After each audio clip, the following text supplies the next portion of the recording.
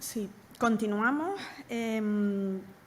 Voy a presentarles a Jorge Pasos, que es el jurista al que hemos encargado desde la Dirección General que nos elabore. Primero se ha elaborado un estudio previo sobre el contexto, la situación en la que se encuentran las leyes de las entidades jurídicas en Canarias, incluyendo colegios profesionales, parejas de hecho, que también ese registro está en esta Dirección General, fundaciones, academias y reales academias.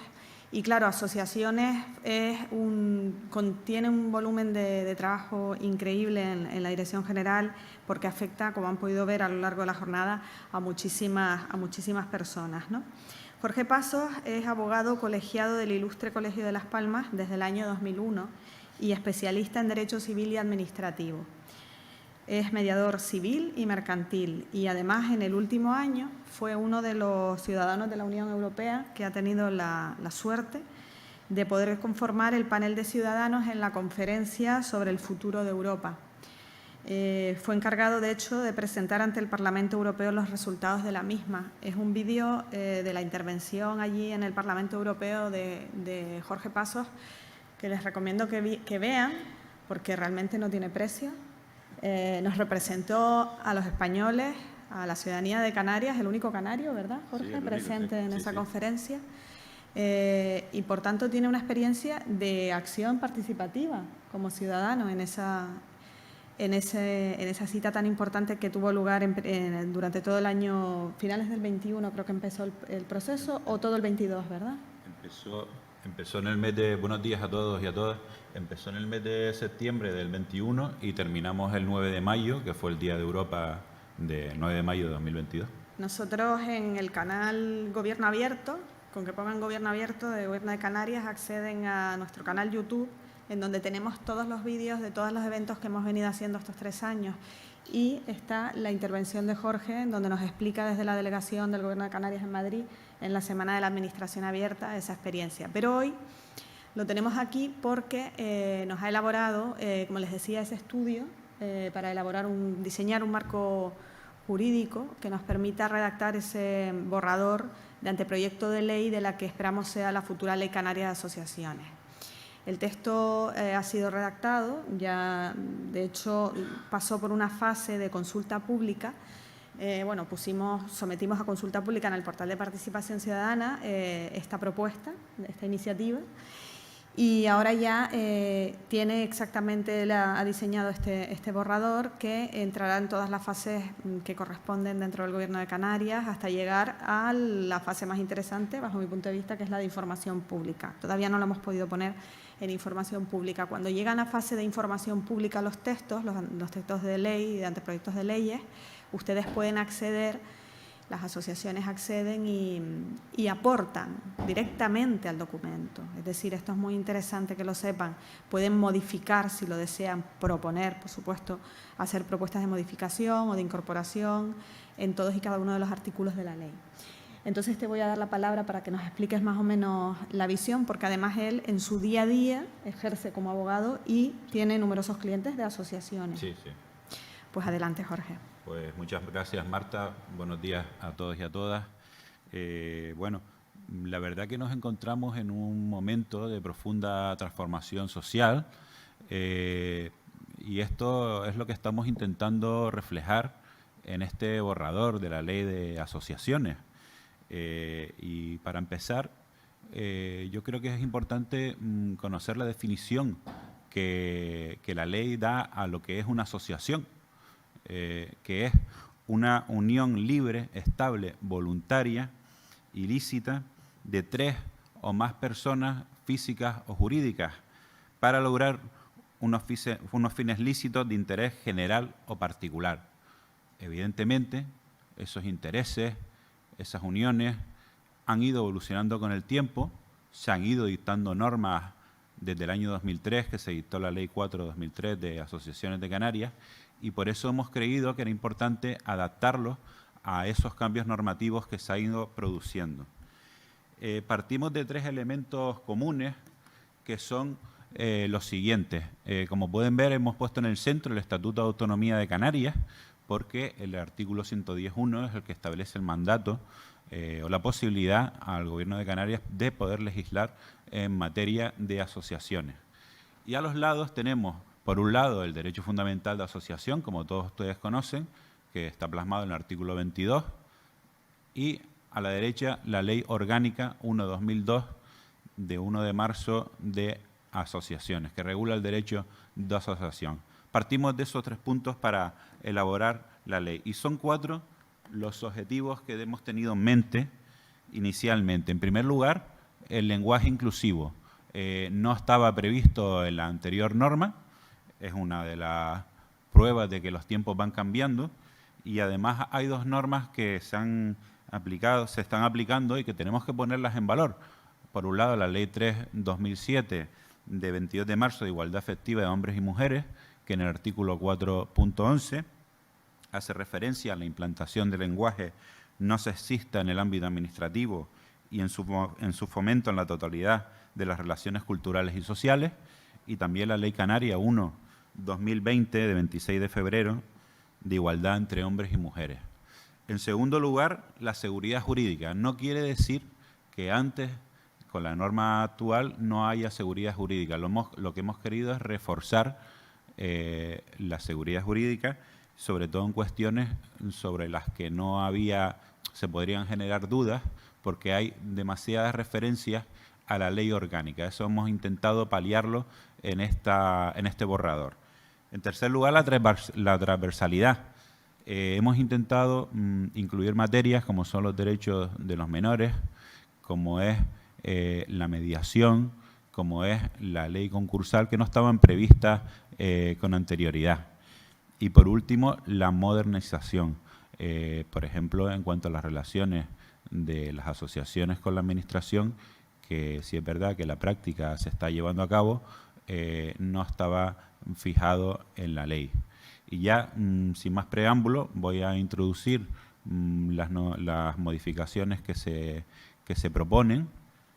Empezamos por un artículo 2 que no estaba antes, que son los fines que se persiguen con esta norma, que son 4. La promoción del movimiento asociativo canario, la protección institucional del asociacionismo canario, la modernización de las asociaciones, el fomento y protección de esas asociaciones. Ese artículo 2 no estaba previsto en la anterior norma. Hemos creído que es importante introducirlo, porque además es un reflejo de lo que establece el propio Estatuto de Autonomía.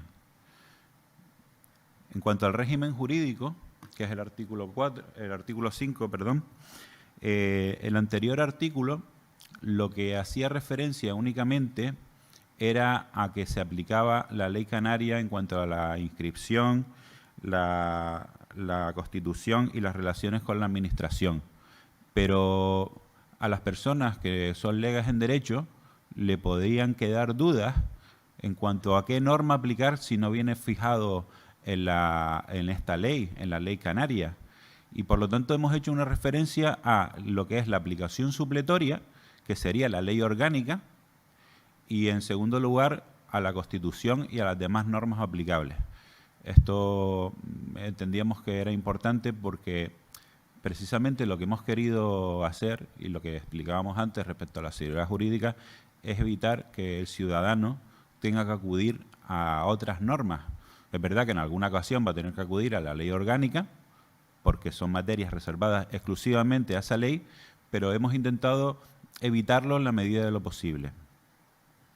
En cuanto a la constitución de asociaciones, que es el artículo 6, aquí hemos introducido una importante novedad, y es la referencia a las personas que están sometidas a tutela, curatela, guarda de hecho. Esto viene introducido por una nueva ley, que es la Ley 8/2021, de modificación de la legislación civil y procesal respecto a personas con discapacidad, para apoyo de personas con discapacidad, mejor dicho. Y la novedad que hemos introducido es que estas personas pueden constituir asociaciones con el apoyo, con la ayuda de la persona que le preste apoyo. Pero es que hemos intentado ir más allá y que también estas personas puedan formar parte de los órganos de representación y gobierno si la sentencia así lo permite. Creemos que es importante, ya que las personas con discapacidad son personas que tienen derechos, pero también tienen que ejercer esos derechos. Y bueno, esto es un reflejo de lo que establece la Convención de las Naciones Unidas y hemos querido introducirlo porque pensamos que era importante y es una novedad que está prevista en una ley de reciente creación y nos parecía muy importante este añadido. Y luego entramos en el artículo 12. Esto es completamente novedoso y son las asociaciones infantiles y juveniles. No venía previsto en la ley anterior. Creemos que tenemos que introducirlo porque hay asociaciones infantiles y juveniles que quedaban un poco en una situación, podemos llamar, de un limbo jurídico. Y es una norma que está prevista en otra ley de asociaciones, como es la valenciana, pero nosotros hemos introducido alguna novedad. Consideramos asociaciones infantiles y juveniles aquellas cuya finalidad sea la promoción, inclusión, participación activa, ocio educativo o defensa de los derechos de la infancia, la adolescencia y la juventud. Hemos introducido un límite de edad, que son los 30 años, y además, teniendo en cuenta que en estas asociaciones cabe el trato directo, regular y no ocasional con niños o adolescentes, para que un adulto pueda acceder a la condición de socio o socia, tiene que presentar un certificado negativo del registro de delincuentes sexuales. Esto nos parecía fundamental. Además, es una norma introducida por la Ley Orgánica 8/2021 relativa de protección integral a la infancia. Creemos que, como digo, es fundamental la protección a los niños y la mejor manera de hacerlo es esta. También hemos perfilado la oportunidad de que en el órgano de gobierno de estas asociaciones figuren adultos para poder prestar el apoyo a nivel legal, el apoyo que fuera necesario. En este caso también esas personas adultas que no sean socios de la asociación, pero que sí formen parte del órgano de gobierno, también tendrán que aportar el certificado negativo de este registro. En cuanto a la responsabilidad frente a terceros, no venía establecida en la Ley 4/2003, sí viene en la Ley Orgánica, que como digo es de aplicación supletoria, pero hemos considerado, precisamente por esto que ya les vengo explicando, de intentar evitar lo máximo la remisión a otra norma, incorporarlo aquí. Y lo hemos incorporado tal como viene en la Ley Orgánica. En primer lugar, van a ser responsables los miembros de los órganos de administración por los actos dolosos, culposos o negligentes en los que intervengan. En segundo lugar, van a ser responsables civil y administrativamente. Y un tercer punto que es muy importante, que tienen que tener todos en cuenta, que es posible la responsabilidad solidaria de todos los miembros de la asociación en caso de que no hayan mostrado su inconformidad con determinados actos y se tendría que acreditar que no han participado en ellos.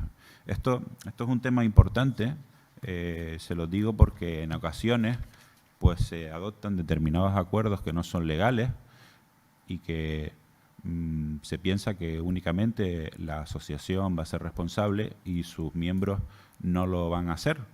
Y entendemos que es importante que a través de la ley canaria se conozca que pueden serlo, precisamente por esos actos dolosos, culposos o negligentes. Cuanto a la impugnación de acuerdos, que es el artículo, bueno, se me olvidaba en cuanto al registro de la asociación y la comunicación con la asociación, antes les comentaba que bueno, es algo que se viene haciendo en la práctica, pero aquí ya lo introducimos en la norma, en este artículo 15, que es la obligación de las asociaciones de comunicarse electrónicamente con la administración. Esto es una obligación que además viene dada por la Ley de Procedimiento Administrativo, en el artículo 14. Por lo tanto, es simplemente darle forma a lo que figura en el artículo 14.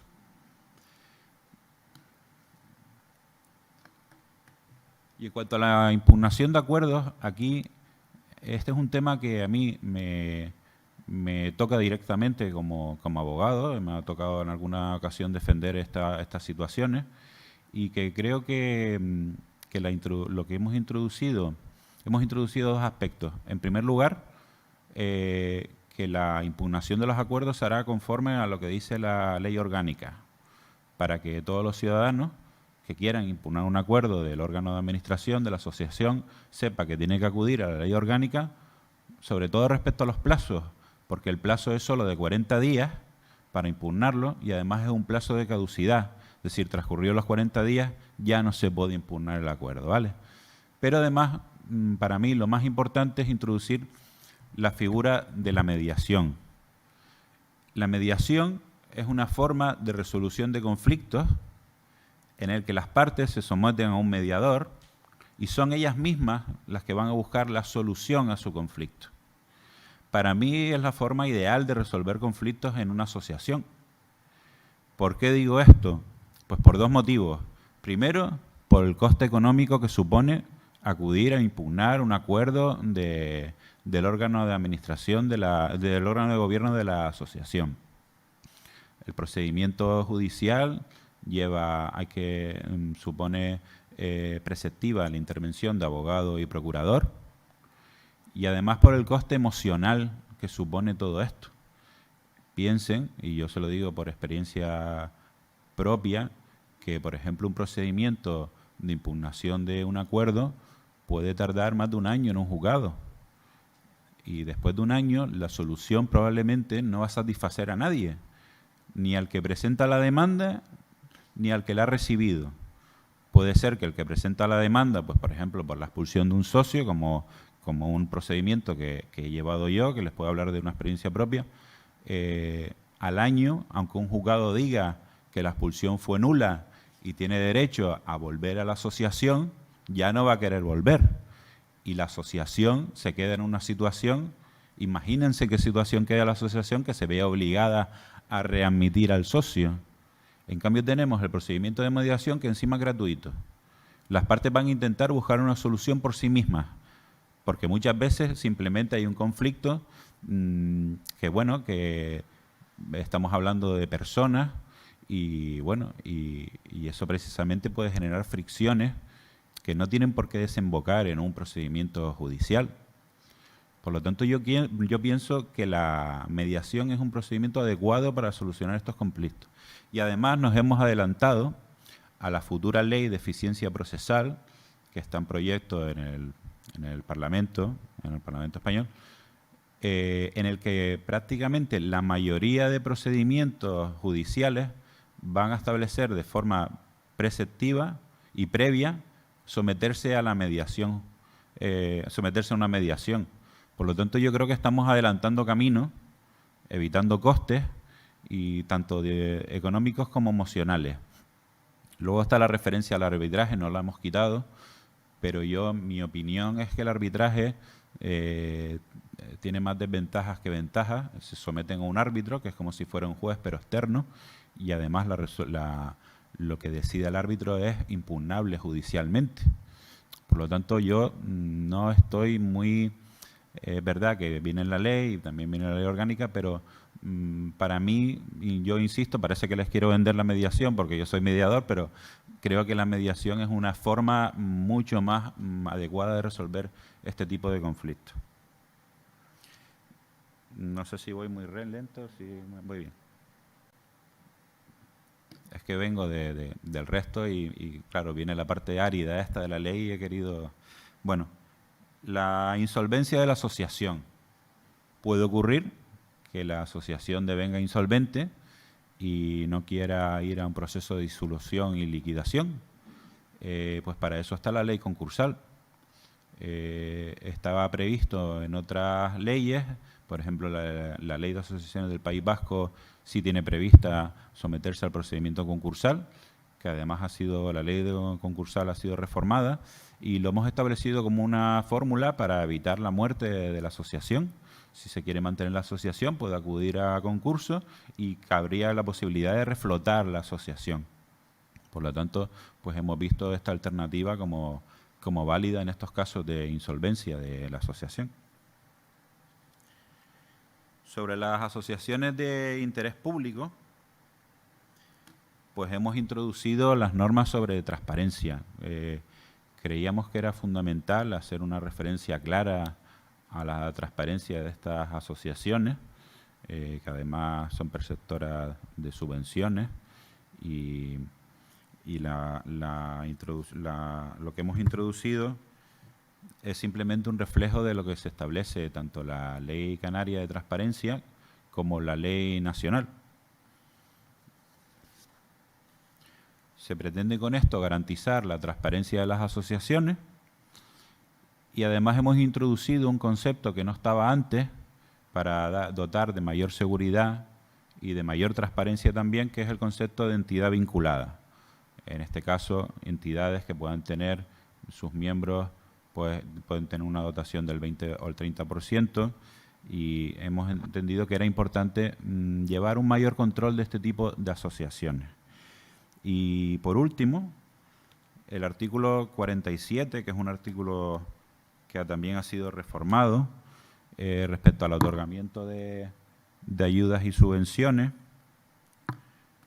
Y bueno, es algo que yo creo que no se le escapa a casi nadie de aquí, pero el órgano de representación es el responsable de la gestión de estas ayudas y subvenciones. Y hemos introducido que también la negativa de ayudas a aquellas asociaciones que discriminen o tengan o que puedan hacer discriminación. Yo creo que con esto voy a ir terminando. La intención ha sido clara al hacer este borrador, es acercar y adaptar a los tiempos actuales a la normativa y colmar las aspiraciones de los ciudadanos de formar parte activa en la vida social, cultural y económica. Yo creo que lo hemos hecho, y sobre todo tenemos una ley mucho más moderna y mucho más adaptada a muchas necesidades que han ido surgiendo desde el año 2003 hasta ahora. Muchas gracias.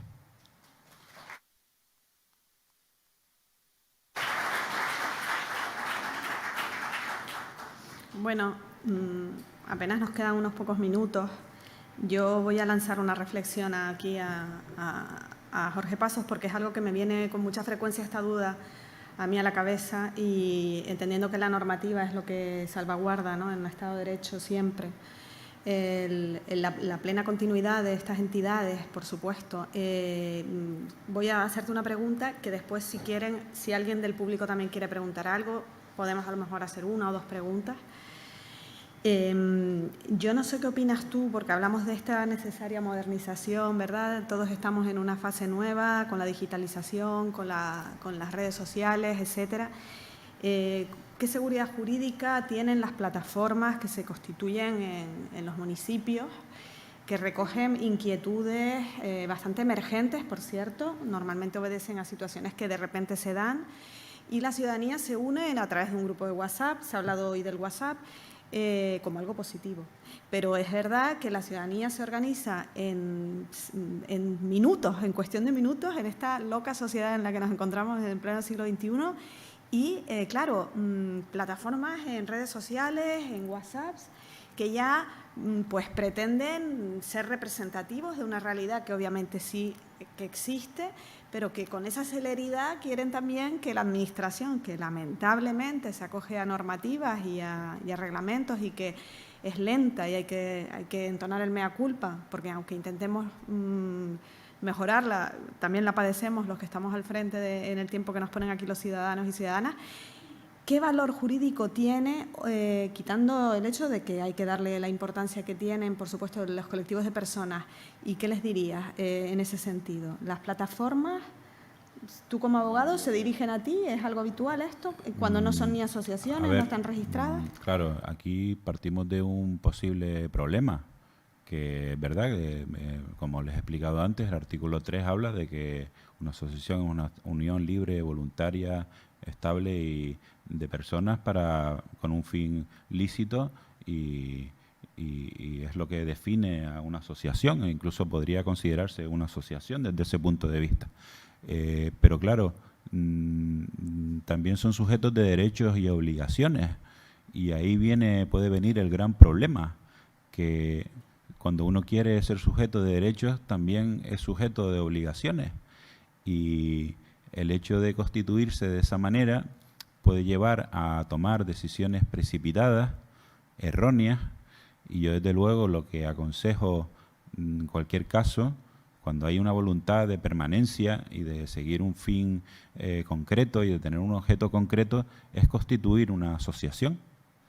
Creo que esto, de hacerlo a través de un grupo de WhatsApp o a través de una reunión informal, está bien, pero para eso tenemos una ley de asociaciones que recoge todos estos derechos, que además protege los derechos de las personas que forman parte de ella también, y que además recoge tanto sus derechos como sus obligaciones. Y yo entiendo que para otorgar seguridad jurídica a ese conjunto de personas, lo mejor es formar una asociación legalmente. No legalmente, sino en forma y en registrarse, porque a partir de ese momento ya entra en el tráfico jurídico y tiene eficacia, tiene publicidad frente a terceros, que es lo que dota el registro, publicidad frente a terceros. Muchas gracias, Jorge, por esta consulta que te he hecho aquí inesperada, esta consulta jurídica. ¿Hay alguien que quiera comentar algo al respecto? Tenemos ahí una persona. Carmelo. Sí, muchas gracias por la exposición, de lo primero. Y tenía una duda que me ha asustado un poco, que es en la transparencia en materia de responsabilidad derivada de acciones cometidas por la asociación dolosas, culposas o negligentes, ¿no? En la cual en la parte inferior decía que podría haber responsabilidad solidaria, ¿no? ¿Esa responsabilidad solidaria es extensible a los asociados o solamente a los miembros de la Junta Directiva? Es solo a los miembros de la Junta Directiva. Se entendió. Sí. Me había quedado a lo mejor ya entiendo su susto, ¿no? Pero sí, esto viene reflejado en la Ley Orgánica 1/2002 y nosotros lo que hemos hecho es plasmarlo en esta ley, por lo que yo he explicado, Carmelo, para evitar acudir a otra norma y que precisamente haya gente que pueda perder derechos o no estar informada de sus derechos, ¿vale? Pero es así, es decir, la responsabilidad solidaria solo de los miembros del órgano de administración, que no es simplemente la de los órganos de administración, no de cualquier socio. Perfecto. Muchas gracias. Otra por aquí, en el centro de la sala. Espero, por favor, el micrófono. Paco, disculpa. Sí, es que necesitamos que hables por el micrófono porque estamos online también para las personas que nos siguen. Gracias. Mi nombre es Paco Torres, soy de la Asociación Sangre Marina del Puertito de Güímar y me gustaría saber a quién tenemos que dirigirnos para solicitar la mediación en caso de algún conflicto. Mire, las cámaras de comercio están trabajando en la mediación civil y mercantil. Tendrían que acudir a eso, a la Cámara de Comercio de Tenerife en este caso, y solicitar una mediación, y hay una serie de mediadores que son los que se encargan de organizar las sesiones de mediación. Ya me voy a extender un poco la mediación, si le parece.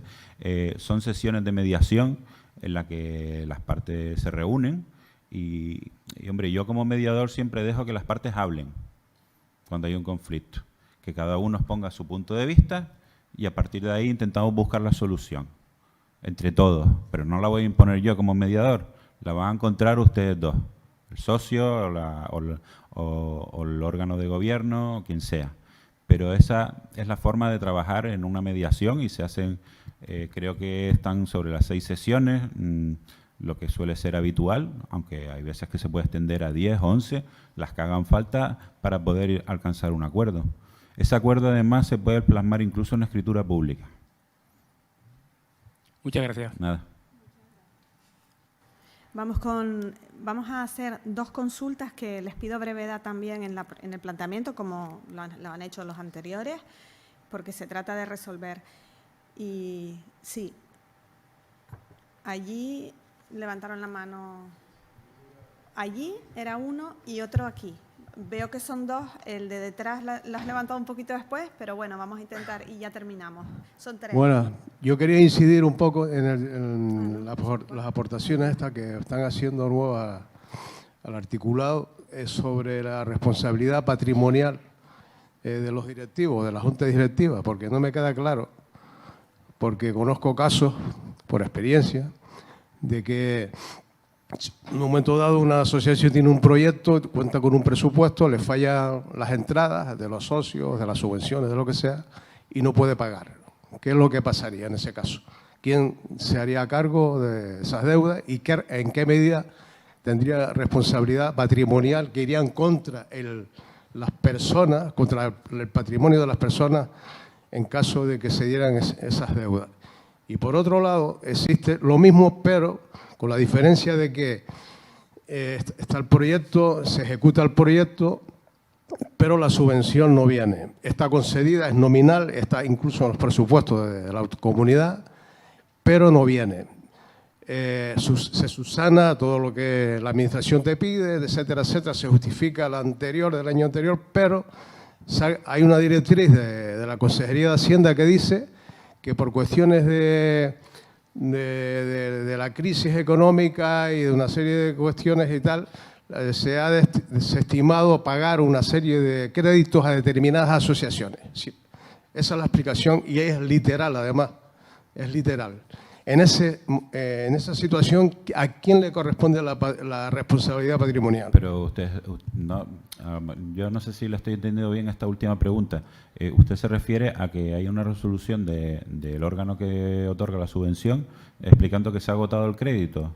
Sí, sí, la Consejería de Hacienda dice, por directrices de la Consejería de Hacienda no se puede abonar determinados créditos por cuestiones de estabilidad económica. Ahora recuerdo la frase, estabilidad económica. Claro, ahí no te está diciendo que tú eres el culpable. Ellos te están diciendo que los culpables son ellos porque no tienen, por una cuestión de estabilidad económica, que eso es muy ambiguo también esa frase, ¿no? Bueno, ahí habría que ver no le puedo dar una respuesta a eso, porque usted me está hablando de quién es el responsable de que no se cobre esa subvención. En este caso no es el órgano de gobierno de la asociación, eso es una cuestión que atañe al órgano que ha otorgado la subvención, en este caso a la consejería. Sí, pero es que la consejería ha dado los pasos preceptivos, ha instado al Tesoro a la intervención para que pague, y es la intervención la que le deniega el pago.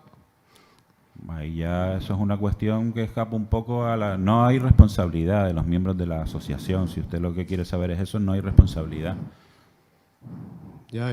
Bueno, eso es lo que quería saber. En este caso, sí, pero ¿en qué medida la responsabilidad es del otro y en qué medida le corresponde apechugar con su responsabilidad?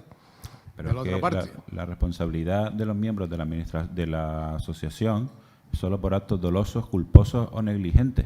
Y en este caso no es ni doloso, porque no se ha hecho adrede, ni culposo ni negligente. Por lo tanto, no habría responsabilidad de los miembros de la administración, de la asociación.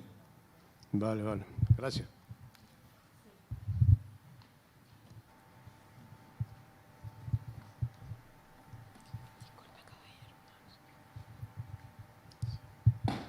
Hola, buenos días. Mi nombre es Justo Reyes, soy presidente de la Federación de Asociaciones Vecinales de La Laguna. Y con respecto a lo que decía el señor abogado, la ley 2003, que se aprobó en el año 2003 de asociaciones de Canarias, luego fue regulada en el 2007, y ahí aparece pues algo tan claro como el gobierno de Canarias debiera de constituir los consejos de participación, al igual que los cabildos, al igual que fomentar que los ayuntamientos que hoy por hoy no los tienen, pues también que los tengan. Sé que salió en unos días que la ley se iba a modificar. Muchos, como yo, no sabíamos en qué se iba a modificar. Hoy sabemos algo más y sí que estamos de acuerdo con algunas, por supuesto, modificaciones y propuestas para adaptarlo a la época que vivimos, sobre todo en ese mediador, porque conozco conflictos de colectivos vecinales que no llegan a nada, pierden los colectivos, pierde el barrio, pierden las personas del barrio. y es figura del mediador, pues me gusta. Pero sí me gustaría que me preguntara por qué no se han constituido, que yo sepa, los consejos territoriales, los consejos provinciales, y creo que no se ha fomentado lo suficiente, como decía, pues la elaboración de los reglamentos de participación ciudadana en los municipios. Gracias. Esta pregunta la voy a responder yo porque es relativa a una responsabilidad que recae efectivamente en la Administración Pública. El Consejo Canario de Asociaciones no existe, está recogido efectivamente en la ley, y cuando yo llegué en el año 2019 y me interesé por el asunto, me dijeron que efectivamente no se había constituido, incluso habiéndose reglamentado en el año 2007. Cuando intenté poner en marcha la posible activación del Consejo Canario de Asociaciones, y hay personas aquí que se acordarán porque tuve reuniones con representantes cabildicios, directores insulares de participación ciudadana, ya que la respuesta que me da el jurista de la jefe de servicio es que, según establecen, eso dicen el reglamento, se tienen que constituir primero los consejos locales y los consejos insulares, ya que forman parte, tienen representación en ese órgano. Esa fue la razón por la que, añadido al hecho de que traíamos la idea ya de actualizar la ley, valoramos si realmente era efectivo instar a los ayuntamientos y a los cabildos a que se hiciera. Estoy segura de que las personas que me han precedido lo han intentado igual, pero se trata de un tema de complejidad que afectaba a 88 municipios y 7 cabildos. Por tanto, ante la posibilidad de apostar por un nuevo texto que actualizase la realidad de las asociaciones, y dadas las circunstancias del volumen de tareas que tenemos, se pospuso esa posibilidad. De hecho, en el texto hemos hablado mucho sobre ese órgano y sobre el valor que efectivamente tiene a nivel ejecutivo. Existen otros consejos que la práctica nos dice que son poco efectivos, que al final se nos achaca que son órganos de poca efectividad, ¿no? Y esa es la respuesta que le puedo dar. Siguiente pregunta era por allí, ya vamos terminando.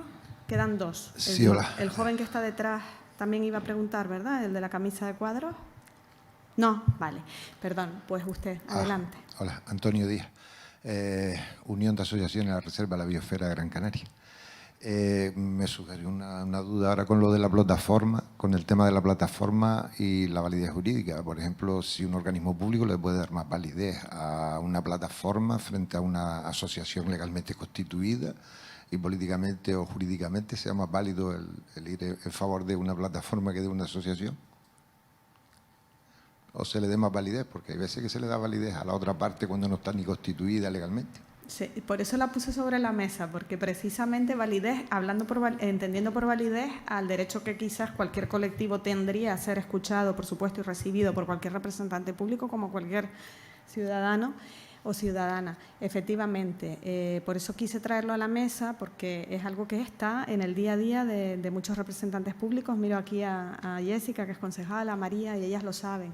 Entonces, efectivamente, la respuesta que ha dado el abogado es la que es, ¿no? Siempre deberíamos priorizar, se pueden escuchar las demandas de la ciudadanía, sean constituidas como plataforma o como grupo, pero la fuerza que tiene la asociación desde su registro y de su cumplimiento con tantas y tantas cosas, ¿no? Tantas normas, yo creo que tenemos que ponerla en valor. Pues nada, si les parece, ya pasamos de la una bastante, y vamos a dar las gracias a Jorge Pasos por el trabajo que hace y animarle a que continúe con esa labor que desempeña en el ámbito autonómico. Muchas gracias.